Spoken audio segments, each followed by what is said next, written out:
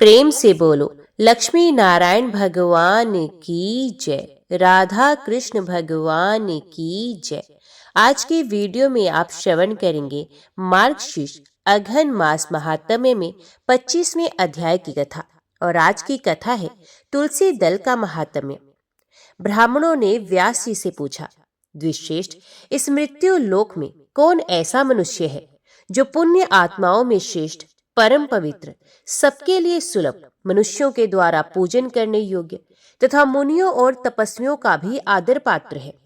व्यास जी बोले, विप्रगण, रुद्राक्ष की माला धारण करने वाला पुरुष सब प्राणियों में श्रेष्ठ है। उसके दर्शन मात्र से लोगों की पाप राशि विलीन हो जाती है। रुद्राक्ष के स्पर्श से मनुष्य स्वर्ग का सुख भोगता है और उसे धारण करने से वे मोक्ष को प्राप्त होता है। जो मस्तक पर तथा हृदय और बाह में भी रुद्राक्ष धारण करता है, वे इस संसार में साक्षात भगवान शंकर के समान है। रुद्राक्षधारी ब्राह्मण जहां रहता है, वे देश पुण्यवान होता है। रुद्राक्ष का फल तीर्थों में महान तीर्थ के समान है। ब्रह्म ग्रंथि से युक्त मंगल में रुद्राक्ष की माला लेकर जो जप, दान, स्तोत्र, मंत्र और देवताओं का पूजन तथा दूसरा कोई पुण्य क्रम करता है, वे सब अक्षय हो जाता है तथा उसे पापों का क्षय होता है। श्रेष्ठ द्विजगण, अब मैं माला का लक्षण बताता हूं, सुनो। उसका लक्षण जानकर तुम लोग मोक्ष मार्ग प्राप्त कर लोगे।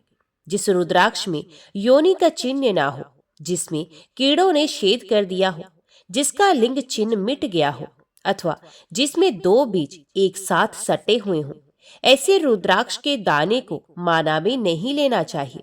जो माला अपने हाथ से गूंधी हुई और ढीली ढाली हो, जिसके दाने एक दूसरे से सटे हुए हों, अथवा शूद्र आदि नीच मनुष्यों ने जिसे गूंधा हो, ऐसी माला अशुद्ध होती है। उसका दूर से ही परित्याग कर देना चाहिए।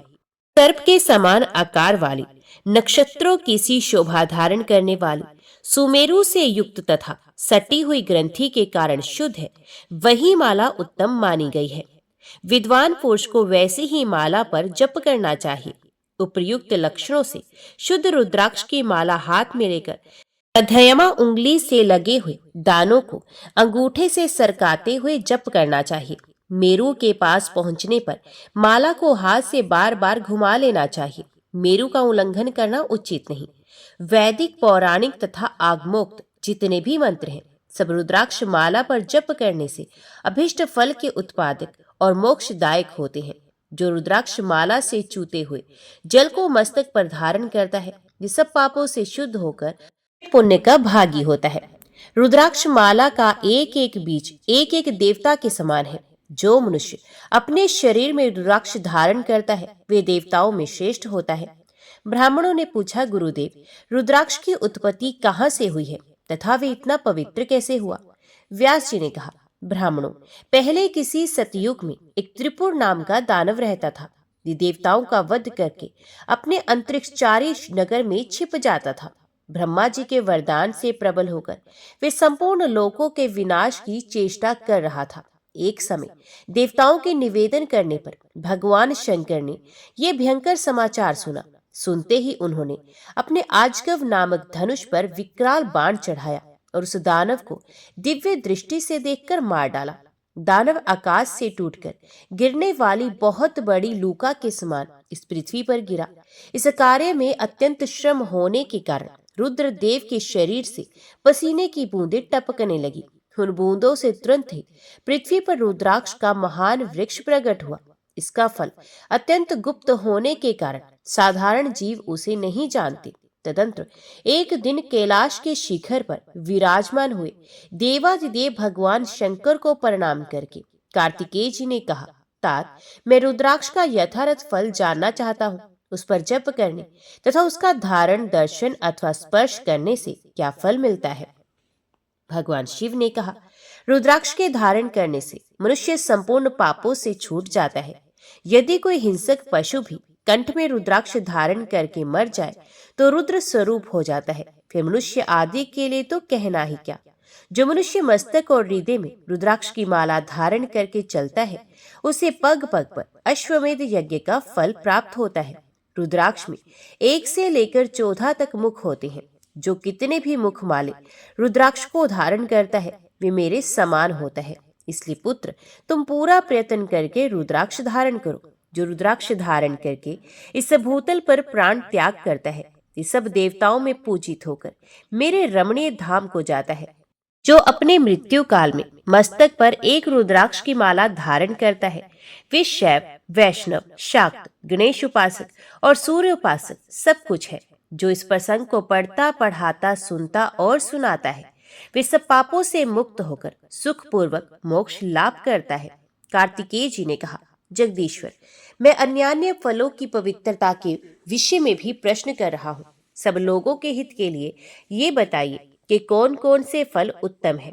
ईश्वर ने कहा, बेटा, आंवले का फल समस्त लोकों में प्रसिद्ध और परम पवित्र है। उसे लगाने पर स्त्री और पुरुष सभी जन्म मृत्यु के बंधन से मुक्त हो जाते हैं। ये पवित्र फल भगवान श्री विष्णु को प्रसन्न करने वाला एवं शुभ माना गया है। इसके भक्षण मात्र से मनुष्य सब पापों से मुक्त हो जाते हैं। आंवला खाने से आयु बढ़ती है, उसका जल पीने से धर्म संचय होता है और उसके द्वारा स्नान करने से दरिद्रता दूर होती है तथा सब प्रकार के ऐश्वर्य प्राप्त होते हैं। कार्तिकेय, जिस घर में आंवला सदा मौजूद रहता है वहां दैत्य और राक्षस नहीं जाते। एकादशी के दिन यदि एक ही आंवला मिल जाए तो उसके सामने गंगा, गया, काशी और पुष्कर आदि तीर्थ कोई विशेष महत्व नहीं रखते। जो दोनों पक्षों की एकादशी को आंवले से स्नान करता है, उसके सब पाप नष्ट हो जाते हैं और वह श्री विष्णु लोक में सम्मानित होता है। षडानन, जो आंवले के रस से सदा अपने केस साफ करता है, वे पुण्य माता के स्तन का दूध नहीं पीता। आंवले का दर्शन, स्पर्श तथा उसके नाम का उच्चारण करने से संतुष्ट होकर वरदायक भगवान श्री विष्णु अनुकूल हो जाते हैं। जहाँ आंवले का फल मौजूद होता है वहां भगवान श्री विष्णु सदा विराजमान होते हैं तथा उस घर में ब्रह्मा एवं सुस्थिर लक्ष्मी का भी वास होता है। इसलिए अपने घर में आंवला अवश्य रखना चाहिए। जो आंवले का बना मुरब्बा एवं बहुमूल्य नैवेद्य अर्पण भगवान को करता है, उसके ऊपर भगवान श्री विष्णु बहुत संतुष्ट होते हैं। उतना संतोष उन्हें सैकड़ों यज्ञ करने पर भी नहीं हो सकता। सकंद, योगी मुनियों तथा ज्ञानियों को जो गति प्राप्त होती है, वही आंवले का सेवन करने वाले मनुष्य को भी मिलती है। तीर्थों में वास एवं तीर्थ यात्रा करने से तथा नाना प्रकार के व्रतों से मनुष्य को जो गति प्राप्त होती है, वही आंवले के फल का सेवन करने से भी मिल जाती है। तात प्रत्येक रविवार तथा विशेषत सप्तमी तिथि को आंवले का फल दूर से ही त्याग देना चाहिए। संक्रांति के दिन, शुक्रवार को तथा षष्ठी, प्रतिपदा, नवमी और अमावस्या को आंवले का दूर से ही परित्याग करना उचित है। जिस मृतिक के मुख, नाक, कान अथवा बालों में आंवले का फल हो, वे विष्णु लोक को जाता है। आंवले के संपर्क मात्र से मृत व्यक्ति भगवत धाम को प्राप्त होता है।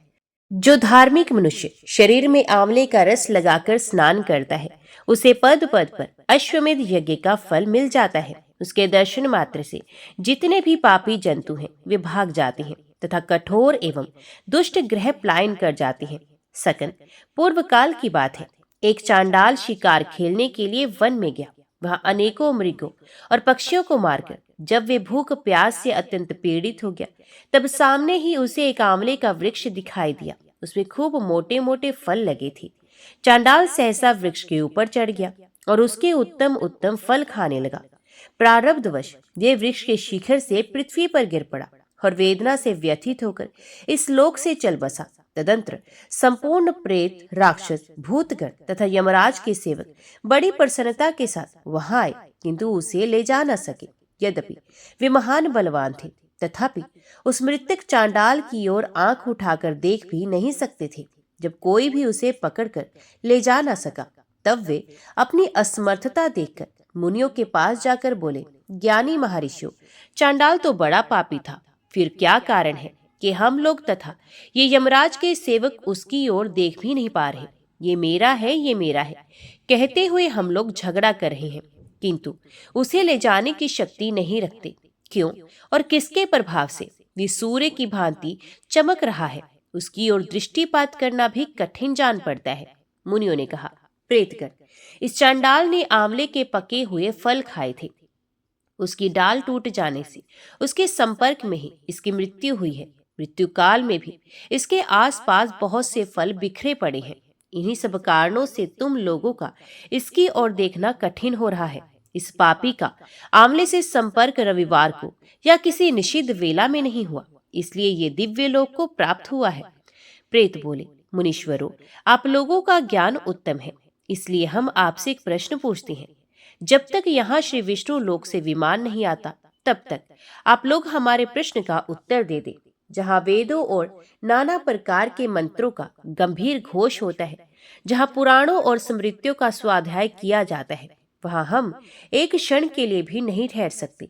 यज्ञ, होम, जप तथा देव पूजा आदि शुभ कार्यों के सामने हमारा ठहरना असंभव है।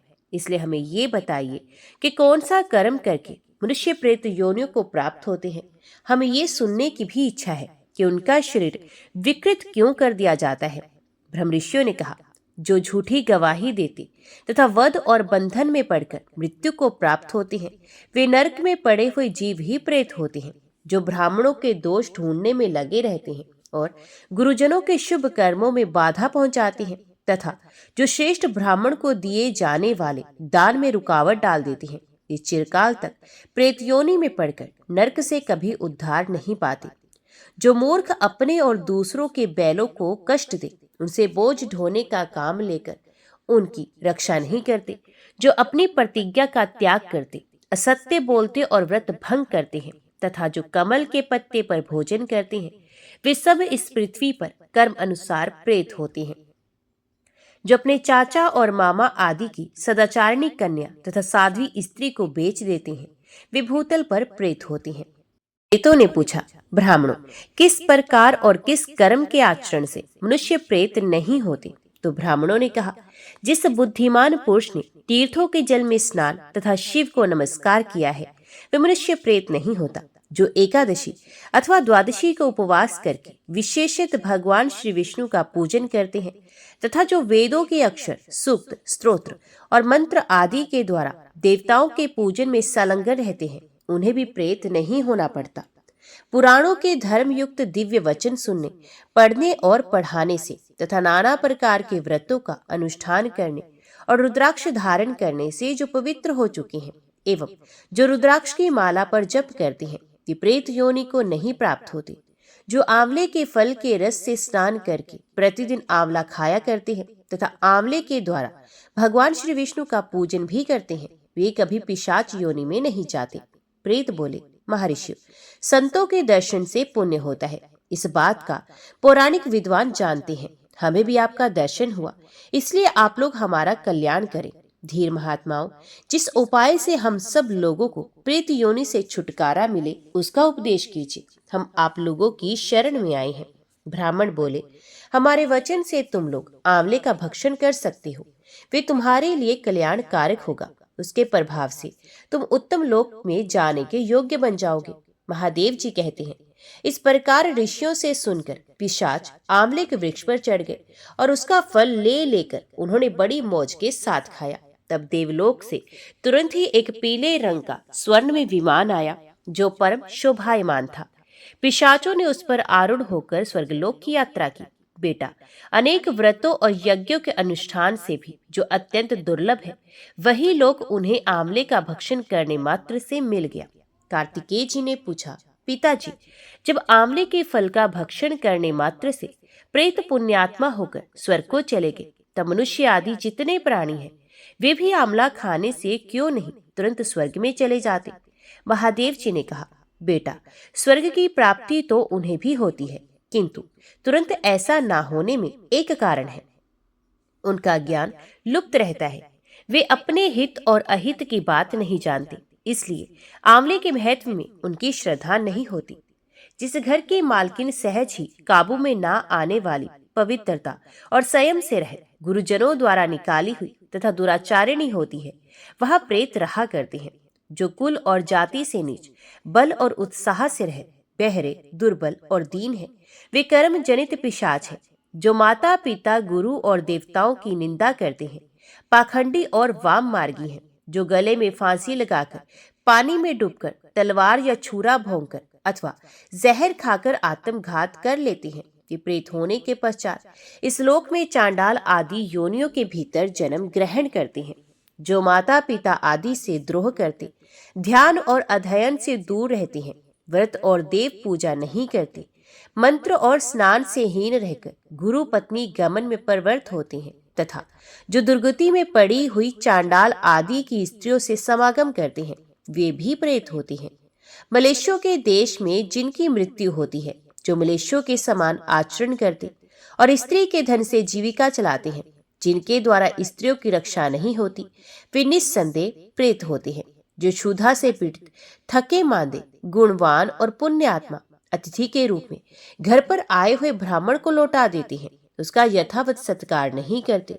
जो गोभक्षी मलेशियों के हाथ गोएं बेच देती हैं, जो जीवन भर स्नान, संध्या, वेद पाठ, यज्ञ अनुष्ठान और अक्षर ज्ञान से दूर रहती हैं, जो लोग झूठे, शकोरे आदि और शरीर के मलमूत्र तीर्थ भूमि में गिराते हैं, वे निस्संदेह प्रेत होते हैं।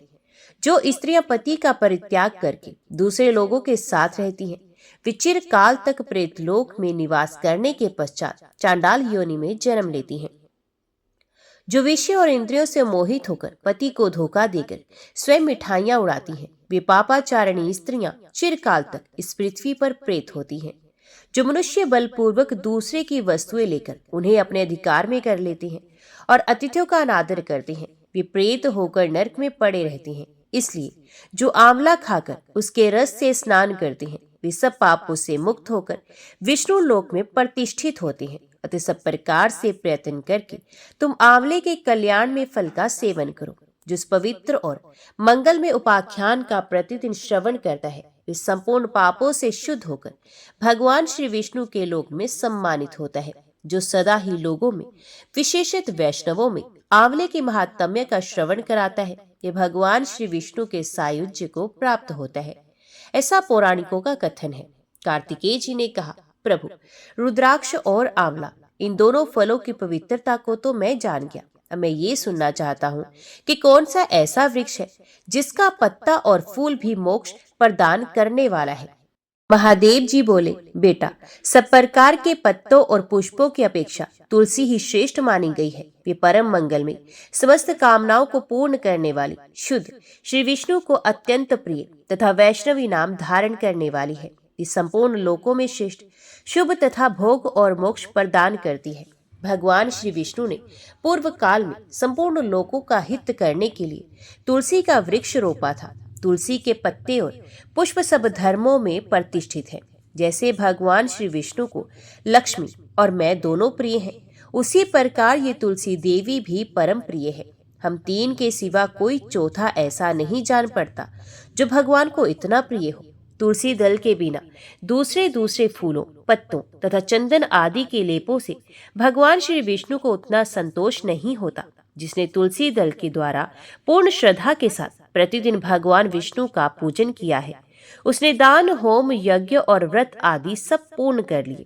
तुलसी दल से भगवान की पूजा कर लेने पर कांति, सुख, भोग सामग्री, यश, लक्ष्मी, श्रेष्ठ कुल, शील, पत्नी, पुत्र, कन्या, धन, राज्य, आरोग्य, ज्ञान, विज्ञान, वेद, वेदांग, शास्त्र, पुराण, तंत्र और संहिता सब कुछ मैं कर्त लगत समझता हूँ। जैसे पुण्य सलिला गंगा मुक्ति प्रदान करने वाली है, उसी प्रकार ये तुलसी भी कल्याण करने वाली है। सकंद, यदि मंजरे युक्त तुलसी पत्रों के द्वारा भगवान श्री विष्णु की पूजा की जाए तो उसके पुण्य फल का वर्णन करना असंभव है। जहाँ तुलसी का वन है, वहीं भगवान श्री कृष्ण की समीपता है तथा वहीं ब्रह्मा और लक्ष्मी जी भी संपूर्ण देवताओं के साथ विराजमान रहते हैं। इसलिए अपने निकटवर्ती स्थान में तुलसी देवी को रोककर उनकी पूजा अवश्य करनी चाहिए। तुलसी के निकट जो स्तोत्र, मंत्र आदि का जप किया जाता है, ये सब अनंत गुना फल देने वाला होता है। प्रेत, पिशाच, कुष्मांड, ब्रह्म राक्षस, भूत और दैत्य आदि सब तुलसी के वृक्ष से दूर भागते हैं। ब्रह्महत्या आदि पाप तथा पाप और खोटे विचार से उत्पन्न होने वाले रोग, ये सब तुलसी वृक्ष के समीप नष्ट हो जाते हैं। जिसने श्री भगवान की पूजा के लिए पृथ्वी पर तुलसी का बगीचा लगा रखा है, उसने उत्तम दक्षिणाओं से 100 यज्ञों का विधिवत अनुष्ठान पूर्ण कर लिया है। जो श्री भगवान की प्रतिमाओं तथा शालिग्राम शिलाओं पर चढ़े हुए तुलसी दल को प्रसाद के रूप में ग्रहण करता है, वे श्री विष्णु के सायुज्य को प्राप्त होता है। जो श्री हरि की पूजा करके उन्हें निवेदन किए हुए तुलसी दल को अपने मस्तक पर धारण करता है, वे पाप से शुद्ध होकर स्वर्गलोक को प्राप्त होता है। कलयुग में तुलसी का पूजन, कीर्तन, ध्यान, रोपण और धारण करने से वे पाप को जलाती और स्वर्ग एवं मोक्ष प्रदान करती है। जो तुलसी के पूजन आदि का दूसरों को उपदेश देता है और स्वयं भी आचरण करता है, वे भगवान श्री लक्ष्मीपति के परम धाम को प्राप्त होता है। जो वस्तु भगवान श्री विष्णु को प्रिय जान पड़ती है, वे मुझे भी अत्यंत प्रिय है। श्राद्ध और यज्ञ आदि के कार्यों में तुलसी का एक पत्ता भी महान पुण्य प्रदान करता है। जिसने तुलसी की सेवा की है, उसने गुरु, ब्राह्मण, देवता और तीर्थ सबका भलीभांति सेवन कर लिया। इसलिए षडानन, तुम तुलसी का सेवन करो। जो शिखा में तुलसी स्थापित करके प्राणों का परित्याग करता है, वे पाप राशि से मुक्त होता है। राजसूय आदि यज्ञ, भांति भांति के व्रत तथा संयम के द्वारा धीर पुरुष जिस गति को प्राप्त करता है, वही उसे तुलसी की सेवा से मिल जाती है। तुलसी के एक पत्र से श्रीहरि की पूजा करके मनुष्य वैष्णव तप को प्राप्त होता है। उसके लिए अन्यान्य शास्त्रों के विस्तार की क्या आवश्यकता है। जिसने तुलसी की शाखा तथा कोमल पत्तियों से भगवान श्री विष्णु की पूजा की है, वे कभी माता का दूध नहीं पीता, उसका पुनर्जन्म भी नहीं होता। कोमल तुलसी दलों के द्वारा प्रतिदिन श्रीहरि की पूजा करके मनुष्य अपनी सैकड़ों और हजारों पीढ़ियों को पवित्र कर सकता है। तात, ये मैंने तुमसे तुलसी के प्रधान गुण बताए हैं। संपूर्ण गुणों का वर्णन तो बहुत अधिक समय लगाने पर भी नहीं हो सकता। ये उपाख्यान पुण्य राशि का संचय करने वाला है। जो प्रतिदिन इसका श्रवण करता है, वे पूर्व जन्म के किए हुए पाप तथा जन्म मृत्यु के बंधन से मुक्त हो जाता है। बेटा, इस अध्याय के पाठ करने वाले पुरुष को कभी रोग नहीं सताते, अज्ञान उसके निकट नहीं आता, उसकी सदा विजयी होती है। ब्राह्मणों ने कहा, गुरुदेव, हमने आपके मुख से तुलसी के पत्र और पुष्प का शुभ महात्म्य सुना, जो भगवान श्री विष्णु को बहुत ही प्रिय है। अब हम लोग तुलसी के पुण्य में स्तोत्र का श्रवण करना चाहते हैं। व्यास जी बोले, ब्राह्मणों, पहले स्कंद पुराण में मैं जो कुछ बतला आया हूँ, वो यहाँ भी कहता हूँ। शतानंद मुनि के शिष्य, कठोर व्रत का पालन करने वाले, उन सब ने एक दिन अपने गुरु को प्रणाम करके परम पुण्य और हित की बात पूछी। शिष्यों ने कहा, नाथ, ब्रह्मवेत्ताओं में श्रेष्ठ, आपने पूर्व काल में ब्रह्मा जी के मुख से तुलसी जी के जिस स्तोत्र का श्रवण किया था, उसको हम आपसे सुनना चाहते हैं। शतानंद जी बोले, शिष्यगण, तुलसी का नाम उच्चारण करने पर असुरों का दर्प दलन करने वाले भगवान श्री विष्णु प्रसन्न होते हैं। मनुष्य के पाप नष्ट हो जाते हैं तथा उसे अक्षय पुण्य की प्राप्ति होती है, जिसके दर्शन मात्र से करोड़ों गोदान का फल होता है। उस तुलसी का पूजन और वंदन लोग क्यों ना करें। कलयुग के संसार में वे मनुष्य धन्य हैं, जिनके घर में शालिग्राम शिला का पूजन संपन्न करने के लिए प्रतिदिन तुलसी का वृक्ष भूतल पर लहलहाता रहता है। जो कलयुग में भगवान श्री केशव की पूजा के लिए पृथ्वी पर तुलसी का वृक्ष लगाते हैं, उन पर यदि यमराज अपने किंकरों सहित रुष्ट हो जाए, तो भी वे उनका क्या कर सकते हैं। तुलसी, तुम अमृत से उत्पन्न हो और केशव को सदा ही प्रिय हो। कल्याणी, मैं भगवान की पूजा के लिए तुम्हारे पत्तों को चुनता हूँ। तुम मेरे लिए वरदायिनी बनो। तुम्हारे श्रीअंगों से उत्पन्न होने वाले पत्रों और मंजरियों द्वारा मैं सदा ही जिस प्रकार श्री हरि का पूजन कर सकूं, वैसा कोई उपाय करो। पवित्रांगी तुलसी, तुम कलिमल का नाश करने वाली हो। इस भाव के मंत्रों से जो तुलसी दलों को चुनकर उनसे भगवान वासुदेव का पूजन करता है, उसकी पूजा का करोड़ गुना फल होता है। देवेश्वरी, बड़े बड़े देवता भी तुम्हारे प्रभाव का गायन करते हैं। मुनि, सिद्ध, गंधर्व, पाताल निवासी, साक्षात नागराज शेष तथा संपूर्ण देवता भी तुम्हारे प्रभाव को नहीं जानते। केवल भगवान श्री विष्णु ही तुम्हारी महिमा को पूर्ण रूप से जानते हैं। जिस समय क्षीर समुद्र के मंथन का उद्योग प्रारंभ हुआ था, उस समय श्री विष्णु के अंदांश से तुम्हारा प्रादुर्भाव हुआ था।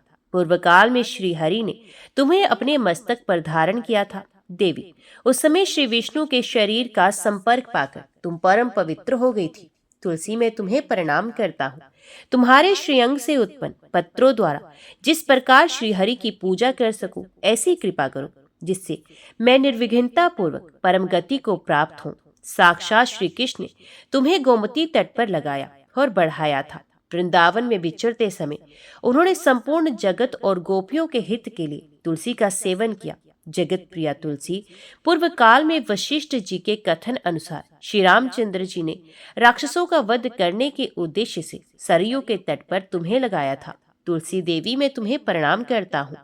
श्री रामचंद्र जी से वियोग हो जाने पर अशोक वाटिका में रहते हुए जनक किशोरी सीता ने तुम्हारा ही ध्यान किया था, जिसे उन्हें पुनः अपने प्रियतम का समागम प्राप्त हुआ। पूर्व काल में हिमालय पर्वत पर भगवान शंकर की प्राप्ति के लिए पार्वती देवी ने तुम्हें लगाया और अपनी अभीष्ट सिद्धि के लिए तुम्हारा सेवन किया था। तुलसी देवी मैं तुम्हें नमस्कार करता हूँ। संपूर्ण दिव्यांगनाओं और किन्नरों ने भी दुस्वप्न का नाश करने के लिए नंदन वन में तुम्हारा सेवन किया था। देवी तुम्हें नमस्कार है।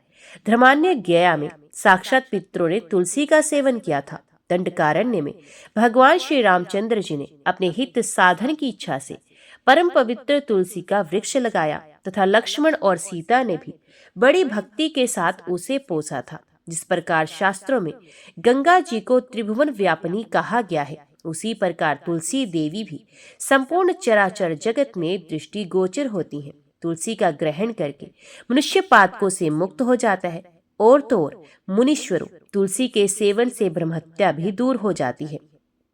तुलसी के पत्ते से टपकता हुआ जल जो अपने सर पर धारण करता है, उसे गंगा स्नान और 10 गोदान का फल प्राप्त होता है। देवी मुझ पर प्रसन्न हो। देवेश्वरी हरिप्रिय मुझ पर प्रसन्न हो जाओ। क्षीर सागर के मंथन से प्रकट हुई तुलसी देवी मैं तुम्हें प्रणाम करता हूँ। द्वादशी की रात्रि में जागरण करके जो इस तुलसी स्तोत्र का पाठ करता है, भगवान श्री विष्णु उसके 32 अपराध क्षमा करते हैं। बाल्यावस्था, कुमार अवस्था, जवानी और बुढ़ापे में जितने पाप किए होते हैं, ये सब तुलसी स्तोत्र के पाठ से नष्ट हो जाते हैं। तुलसी के स्तोत्र से संतुष्ट होकर भगवान सुख और अभ्युदय प्रदान करते हैं। जिस घर में तुलसी का स्तोत्र लिखा हुआ विद्यमान रहता है, उसका कभी अशुभ नहीं होता। उसका सब कुछ मंगलमय होता है, किंचित भी अमंगल नहीं होता। उसके लिए सदा सुकाल रहता है। ये घर प्रचुर धन धान्य से भरा रहता है। तुलसी स्तोत्र का पाठ करने वाले मनुष्य के हृदय में भगवान श्री विष्णु के प्रति अविचल भक्ति होती है तथा उसका वैष्णवों से कभी वियोग नहीं होता। इतना ही नहीं, उसकी बुद्धि कभी अधर्म में नहीं प्रवृत्त होती। जो द्वादशी की रात्रि में जागरण करके तुलसी स्तोत्र का पाठ करता है, उसे करोड़ों तीर्थों के सेवन का फल प्राप्त हो जाता है। ओम नमो भगवते वासुदेवाय नमः। जय श्री राधे कृष्णा। आज की वीडियो में इतना ही। उम्मीद करती हूँ वीडियो आपको पसंद आई होगी। वीडियो पसंद आई हो तो वीडियो को लाइक और चैनल को सब्सक्राइब जरूर कीजिएगा। जय श्री हरि लिखकर कमेंट बॉक्स में अपनी हाजिरी और अपने सुझाव देना ना भूलेगा। तो मिलती है अगली कथा अगली वीडियो के साथ। तब तक के लिए देखते व सुनते रहिए। जय मां कंजर, जय माता दी।